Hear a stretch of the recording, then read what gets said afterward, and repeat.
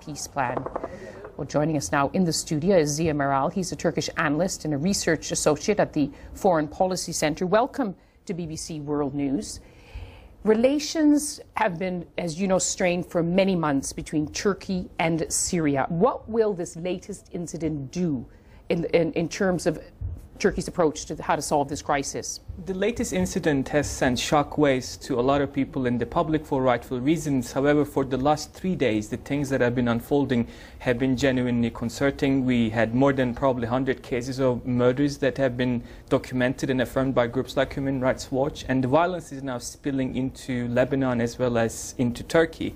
But it does places Turkey at an extremely unique position, simply because no country is in a position to take unilateral actions against Syria at this moment. But would Turkey want to take unilateral? We had these ominous words from Turkey's deputy foreign minister saying the UN peace plan is void, a new phase starts. What would that mean? What is the phase that would start? At the moment, there are no clear declarations from the Turkish Foreign Ministry or the Turkish Prime Minister's office about what the new phase might look like.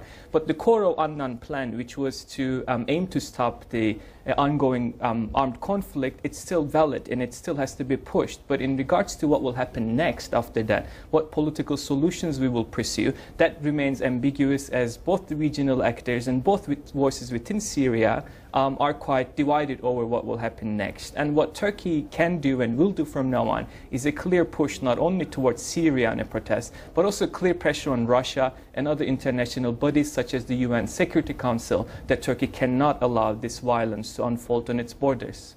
An option is now suddenly being discussed again. It's been around for months, as you know, this idea of a buffer zone whereby Turkey would push into Syria to create a zone to protect the refugees, well, in fact, so that Syrian people would not have to flee into Turkey itself. Is that possible? Would Turkey do it on its own? It is not really possible, and I think a lot of the times that it has floated in international media, Turkish government came back and gave signals that actually while this was looked into as an option, it is not a definitive plan. It is a lot easier said than done. Whether or not such a buffer zone would ever stop the violence is a question mark at the first place. It will be considered as an act of war by the Syrian regime, which still holds a legitimately powerful an army intact, and such an act will not necessarily solve the violence and will trigger large-scale violence too.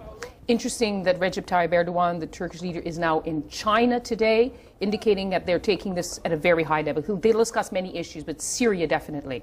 It is definitely on the agenda, and in change in Chinese tone of voice has been clear today with the statement coming from Chinese Foreign Ministry. Syrian Foreign Minister is heading to Russia, and we do anticipate that growing pressure put on Russia, not just on Syria, will result in back down of Assad's regime latest brutal campaign. A lot to watch. Ziya Meral, thank you very much for coming in.